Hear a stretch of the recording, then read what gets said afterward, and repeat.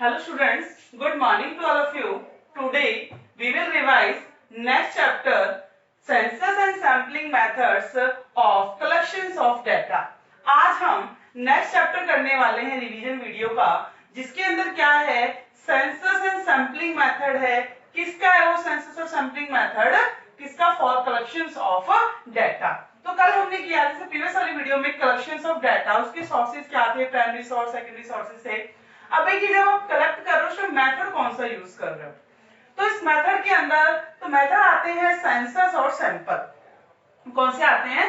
Census और sample. ये सभी को पता है कि statistic study about aggregate facts only, कि जो स्टैटिस्टिक्स होती है वो एग्रीगेट्स के बारे में क्या करती है? स्टडी करती है। Aggregate facts means all items are included, all items are included, और ऑल आइटम्स कॉल्ड यूनिवर्स और पॉपुलेशन। कंप्लीट आइटम्स को क्या कहा जाता है? यूनिवर्स और पॉपुलेशन के नाम से जाना जाता है।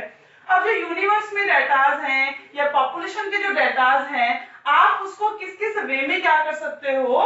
कलेक्ट कर सकते हो। तो उसके टू मेथड्स होते हैं कलेक्ट करने के, एक होता है सेंसस मेथड, एक होता है सैंपल मेथड।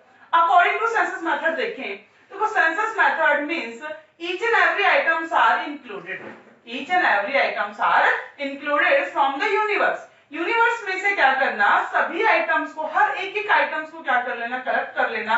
वो सेंसस मेथड है। जैसे कि फॉर एग्जांपल आपको क्या चाहिए कि अपने एरिया की टोटल पॉपुलेशन को जानना है, तो आप क्या करोगे? हर घर में जाओगे और घर से एक एक बच्चे के बारे में, एक एक पर्सन के बारे में क्या लोगे? इंफॉर्मेशन लोगे। इट मींस वी यूज्ड, कि आपने क्या यूज किया है? You use A census method. वही अगर आपको क्या जानना है कि उनकी एक्सपेंडिचर्स के बारे में जानना है, क्या जानना है? एक्सपेंडिचर्स के बारे में जानना है, तो वहां एक मार्केट में जाकर आप क्या कर सकते हो? वहां से सैंपल्स ले सकते हो। वहां क्या करोगे? वन और more item selected from the samples, मतलब from the universe. Sorry, universe में से क्या करोगे? एक या दो आइटम्स आपने सिलेक्ट कर लिया, अपनी इंफॉर्मेशन निकाल दिया, अपने रिजल्ट निकाल दिया। वो क्या है? Sampling method. क्या है? Sampling method. बट ऐसी बहुत सारी सिचुएशंस होती हैं जहां केवल सेंसस मेथड ही सुटेबल होता है, और ऐसी सिचुएशन होती है जहां केवल सैंपलिंग मेथड ही क्या होता है? पॉसिबल होता है। जैसे कि फॉर एग्जांपल हम बात करें कि अगर क्या एक बाउल है, बाउल के अंदर क्या है? बॉइल्ड राइस है। क्या बाउल के अंदर? बॉइल्ड राइस है। अब बॉइल्ड राइस के अंदर सेंसस मेथड, मैंने कहा सेंसस मेथड में each and every items are included, हर एक एक छोटे छोटे आइटम्स को क्या करो? आप इंक्लूड करो। तो क्या आप एक एक राइस को उठाकर उसको पंच करके देखोगे कि वो बॉइल्ड हुए या नहीं हुए? ऐसा पॉसिबल है? ऐसा पॉसिबल नहीं है। वहां केवल आप क्या करोगे? एक स्पून लोगे, स्पून से आप क्या करोगे? बॉइल्ड राइस को देखोगे, हाँ ये क्या हुए? पंच कर करके बॉइल्ड हुए या प्रॉपर बॉइल्ड नहीं हुए हैं। तो वहां केवल सैंपलिंग मेथड पॉसिबल था, वहां सेंसस मेथड पॉसिबल नहीं था। जहां आपको सारी इंफॉर्मेशन चाहिए, जहां आपको एक्यूरेट रिजल्ट चाहिए, तो वहां सैंपलिंग मेथड का आप यूज नहीं कर सकते। क्यों? क्योंकि वहां आपको हर एक छोटे से छोटे आइटम्स को क्या करना होगा? कलेक्ट या सेलेक्ट करना होगा। तो अब हम करते हैं वन बाय वन दोनों मेथड्स को, census method and sampling method. First is census method. What is the meaning of census method? तो सेंसस मेथड क्या है? Census method is that method, census method वो मेथड है in which data are collected, जहां पर क्या किए जाते हैं? डेटास को कलेक्ट किया जाता है, कवरिंग एवरी आइटम, जो क्या कवर कर रहा है? सभी आइटम्स को कवर कर रहा है, ऑफ द यूनिवर्स, यूनिवर्स के और पॉपुलेशंस के, related to the problems under investigation, जो किससे रिलेटेड है? इन्वेस्टिगेशंस की प्रॉब्लम से क्या है? जो रिलेटेड है। It means census method cover all each and every item from the universe और पॉपुलेशन। जो सेंसस मेथड होता है वो यूनिवर्स के कंप्लीट आइटम्स को क्या करता है? इंक्लूड्स करता है। अब हम करते हैं नेक्स्ट इसकी सूटेबिलिटी, कि दिस मेथड्स, ये जो मेथड है कहां पर? वेयर आर सूटेबल, कि कहां सूटेबल होता है? तो first is when the investigations area is very small, जहां पर स्मॉल साइज इन्वेस्टिगेशंस का ये मेथड वही पॉसिबल है, लार्ज एरिया में पॉसिबल नहीं। भी लार्ज के अंदर जैसे मैंने कहा कि एक बाउल के अंदर राइस है, तो आप क्या सारा दिन लगे रहोगे हर एक एक आइटम्स को आप इंक्लूड कर सकते हो? पॉसिबल नहीं है।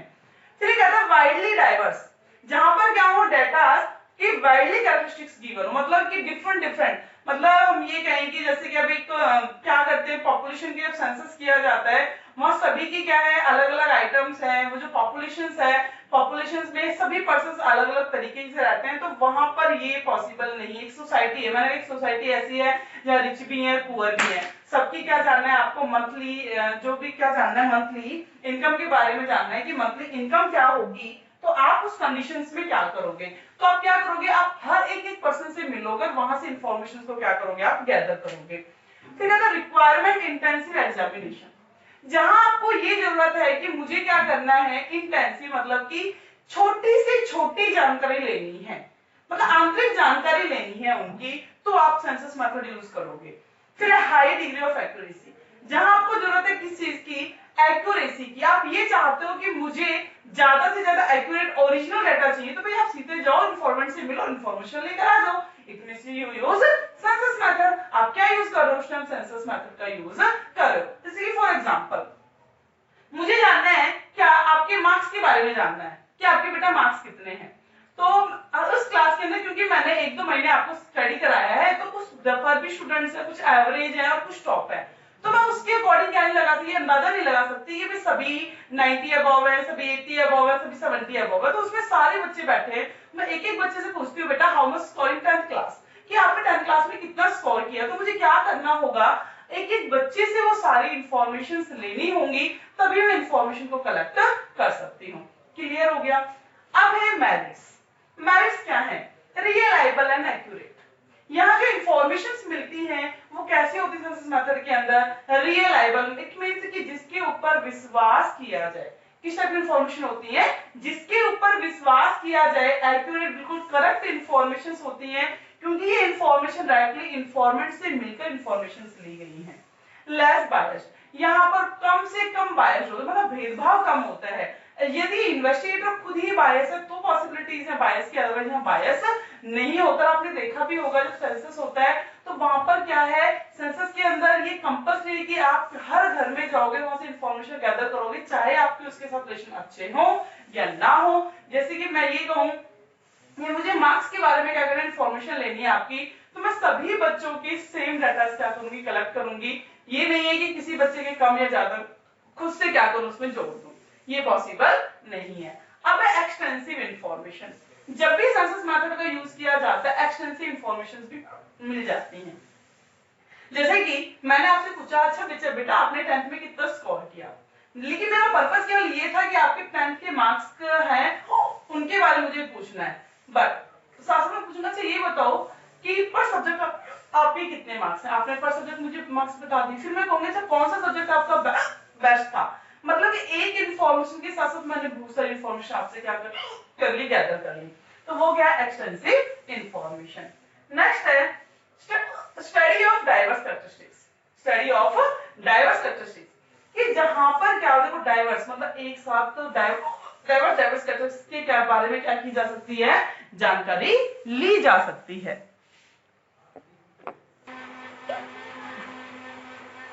सो स्टूडेंट्स, अब है study of complex investigation through the census method. जो कॉम्प्लेक्स इन्वेस्टिगेशंस है उसकी स्टडी करनी क्या है यहाँ पॉसिबल है। देखो जहां पर आपको लगता है कि हर आइटम को इंक्लूड नहीं किया जाएगा, पता नहीं कैसे इंफॉर्मेशन ली जाएगी, आप सेंसस मेथड का यूज कर लीजिए, हर इंफॉर्मेंट से मिलिए, वहां से इंफॉर्मेशन गैदर कीजिए। तो क्या होगा, आपका जो रिजल्ट है, जो आप करना चाहते हो, आपका पर्पस स्टडी का जो पर्पस है वो कंप्लीट हो जाएगा।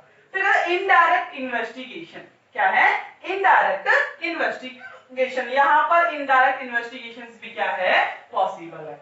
क्लियर हो गया। डीमेरिट्स, इसके कुछ क्या है, डीमेरिट्स भी हैं, जैसे कि कॉस्टली। जो इस सेंसस मेथड है ये बहुत ज्यादा कॉस्टली पड़ता है, क्योंकि इसमें लार्ज मैन पावर की जरूरत होती है। लार्ज मैन पावर, जो सेकंड डीमेरिट्स है इसकी, टाइम, एफर्ट्स, कॉस्ट बहुत ज्यादा लगती है, इसलिए इस मेथड को क्या कहा जाता है, नॉन इकोनॉमिकल कॉस्टली मेथड बोला जाता है। सेकंड है लार्ज मैन पावर, क्योंकि इसको एक सिंगल पर्सन तो इंफॉर्मेशन गैदर नहीं कर सकता, तो इसके लिए बहुत ज्यादा मैन पावर जरूरत पड़ती है, जो पॉसिबल कौन किसके लिए, केवल पब्लिक सेक्टर के लिए पॉसिबल है, प्राइवेट सेक्टर इस मेथड को यूज नहीं करता। Third, not suitable for large investigation. Large investigations के लिए मेथड सुटेबल बिल्कुल भी नहीं है। अब ये सुटेबल क्यों नहीं है, क्योंकि इसके अंदर अगर क्या किया जाएगा, हर एक छोटे से छोटे आइटम्स को इंक्लूड किया जाता है, और लार्ज इन्वेस्टिगेशंस के अंदर ये पॉसिबिलिटीज होती है कि कोई ना कोई आइटम क्या होता है वहां से छूट जाता है, तो जो रिजल्ट है वो कैसा हो सकता है हमारा, नॉट एक्यूरेट या फिर डाउटफुल रिजल्ट निकल सकता है। ये थे हमारे सेंसस मेथड्स। की सुटेबिलिटी, मेरिट्स एंड डीमेरिट्स। अब हमें नेक्स्ट करना है सैंपल मेथड कि सैंपल मेथड्स क्या है।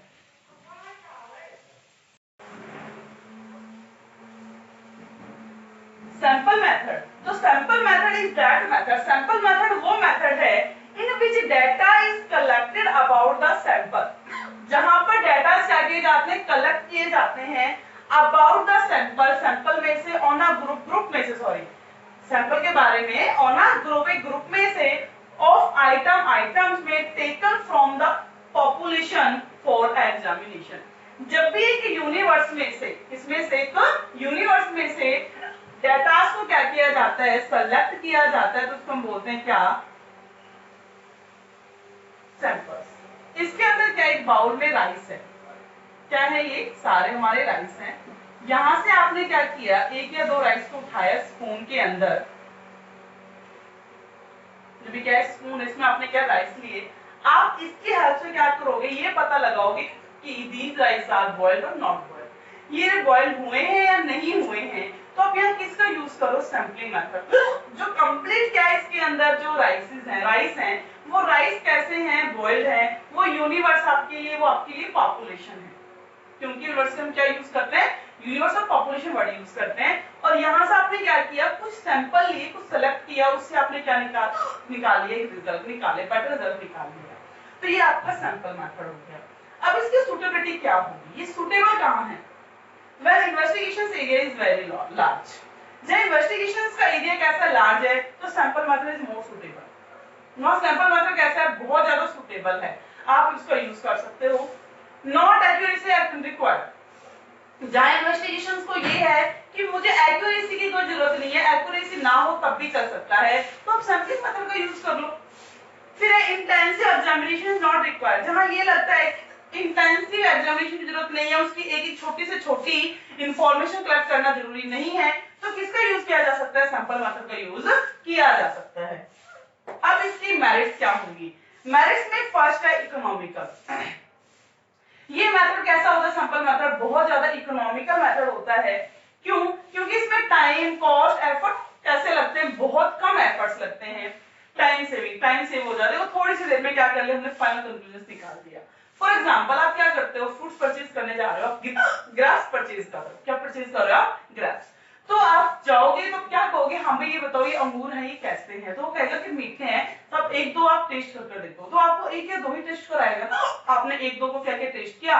अगर आपको वो एक दो खट्टे रहते तो नहीं मुझे नहीं लेने, और एक दो आपको मीठे रहते तो सारे के सारे वहां पर क्या, जितने आपको परचेज करना आप वहां से क्या करोगे, परचेज, तो टाइम आपका सेव हुआ, इकोनॉमिकल भी था, एफर्ट्स भी कम लगे। फिर आइडेंटिफिकेशंस ऑफ एरर, इससे एरर का आइडेंटिफिकेशन हो पाना बहुत ज्यादा कैसा हो जाता है कि मतलब हम ये कहें कि इजी हो जाता है। इजी क्यों हो जाता है, क्योंकि एक तो सैंपल ही तो लिए हैं, अगर रिजल्ट आपको लगता है डाउटफुल है, दोबारा से चेक कर लो, इतनी प्रॉब्लम नहीं आएगी। लेकिन सेंसस के अंदर ये पॉसिबल नहीं, एक बार डाटा कलेक्ट कर लिए उनको दोबारा से, फिर दोबारा अगर कोई मिस्टेक आ जाती है दोबारा से कलेक्ट करना बहुत हम कहें बहुत ज्यादा डिफिकल्ट होता है, बट सैंपल मेथड के अंदर ऐसा नहीं होता, क्योंकि यहाँ पर क्या यूज किया, साइंटिफिक मेथड यूज किया गया है। जब साइंटिफिक मेथड यूज किया गया है तो एरर को आइडेंटिफाई करना भी कैसा इजी हो जाता है। जैसे कि हम ये कहें, जो हमारे फूड डिपार्टमेंट्स के जो हेड होते हैं, जो क्या करते हैं, फूड को मेजर करते हैं कि ये जो फूड है हमारे लिए हाइजीनिक है नहीं है, तो सैंपल का ही यूज करते हैं। किसका यूज करते हैं, सैंपल। कंप्लीट प्रोडक्शन को लेकर नहीं जाते, आउटपुट को लेकर नहीं जाते, वो क्या करते हैं, सैंपल वहां से लेते हैं और उसी से इन्वेस्टिगेशन करते हैं कि हाँ ये जो फूड है आपके लिए हाइजीनिक है या नहीं है। तो अगर उसमें कोई मिस्टेक आ जाती है, जैसे कुछ टाइम पहले भी किसका हुआ था, मैगी को लेकर हुआ था कि जो मैगी है वो हमारे लिए हाइजीनिक नहीं है, फिर उसको नेशनल कंपनी के ऊपर से सभी ने बहुत उंगलियां उठाई थी, नेशनल कंपनी को ये कर देना चाहिए, मैगी को बिल्कुल बंद कर देना चाहिए। लेकिन दोबारा से फिर इन्वेस्टिगेशन हुई, आइडेंटिफिकेशन हुआ एरर का, तो उसमें गलती थी, नहीं ऐसा नहीं था, ऐसा नहीं था। तो जो अगर उसने एक दो सैंपल यूज किया है तो क्या हो सकता है, दोबारा से अगर कोई मिस्टेक हो जाती है तो दोबारा से उसको एरर को आइडेंटिफाई करना पॉसिबल हो जाता है, बट सेंसस मेथड के अंदर ऐसा नहीं होता।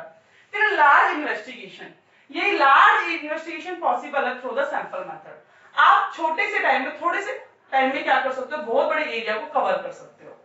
फिर मोर साइंटिफिक, क्योंकि यहाँ पर साइंटिफिक मेथड का यूज किया जाता है। किसका यूज किया जाता है, साइंटिफिक मेथड, एक सिस्टम का यूज किया जाता है और एक एक्सपर्ट यूज कर सकता है, हर कोई सैंपल को यूज नहीं कर सकता। एक सिंपल सा एग्जांपल है, अगर आपसे बोला जाए कि बेटा किचन में जाकर ये देखो राइस बॉइल्ड हुए या नहीं हुए हैं, तो क्या आप देख सकते हो? मैं बॉयज के लिए बोल रही हूँ क्योंकि वो एक्सपर्ट नहीं, उन्हें नहीं पता, वो तो सीधा क्या देखेंगे, यहाँ बॉइल्ड वो भी बोलिएगा नहीं हुए।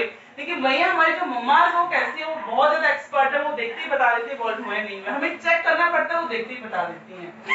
इट मींस ये क्या है, इसके अंदर एक तो एफर्ट्स, इसको यूज करने वाले ही एफर्ट्स होते हैं। अब है डीमेरिट्स, इसके कुछ डीमेरिट्स भी होती हैं, जैसे कि फर्स्ट है पार्शियल। यहाँ पर पार्शियलिटी होती है क्योंकि हो जाएगा इन्वेस्टिगेटर्स कैसा है, बायस्ड है, तो वो कौन सी डाटा सेलेक्ट करेगा यूनिवर्स में से जो उसे अच्छे लगेंगे, जो कन्वीनियंस होंगे। अगर फॉर एग्जांपल मुझे क्या करना है, मुझसे पूछा जाता है आपकी क्लास मैडम कैसे बच्चों की, मैं कहूंगा सर बहुत अच्छी क्लास है, ठीक है मैडम एक दो बच्चे आप ऐसे बच्चों को हम टेस्ट लेना चाहते हैं, तो मैं क्या कर करूंगी, जो इंटेलिजेंट बच्चे उनको बाहर निकाल दूंगी। इट मींस मैंने क्या यूज किया, पार्शियल, क्योंकि मैंने अपने कन्वीनियंस के अकॉर्डिंग क्या कर लिया, सैंपल को सिलेक्ट कर लिया। मुझे ये शो करना है कि बहुत डफर हो, मैं डफर स्टूडेंट्स को खड़ा करूं और दूसरे को कुछ भी नहीं आता, तो वहां मैंने किसका यूज कर रहा है, वो पार्शियलिटी यूज कर रही है। किसका यूज कर रही है, पार्शियलिटी। अगर सेंसस होता तो एक एक बच्चे से पूछा जाता तो शायद मैं गलत क्या हो जाती, कहते ना गलत साबित हो जाती। फिर एक रॉन्ग कंक्लूजन, इसके अंदर जो कंक्लूजन है वो क्या हो सकता है, गलत कंक्लूजन भी निकल सकता है। जैसे मैंने अभी एग्जांपल दिया, आप ग्रेप्स परचेज करने गए हो मार्केट में, आपसे बोला जाता है कि भाई ग्रेप्स हैं, आप बोलते हो भाई ग्रेप्स खट्टे हैं मीठे हैं, तो वो कहते हैं आप टेस्ट कर देख लो। अब हो सकता है उसने जो टेस्ट करने के लिए मीठे वाले अंगूर दिए, आपने टेस्ट के बहुत अच्छे हैं, आप 1 किलो 2 किलो परचेज कर लिया, भरा के देखो सारे के सारे कैसे थे, खट्टे थे। इट मींस आपने वहां पर सैंपलिंग मेथड यूज किया, एक अंगूर को तो आपने टेस्ट नहीं किया, सभी को लेकर आ गए, घर आकर देखते हो कि सारे तो मीठे नहीं है, वो टेस्ट नहीं है जो उसने वहां टेस्ट कराया। तो ऐसा हमारे पास एक बार नहीं होता, हमारे साथ बहुत बार ऐसा होता है।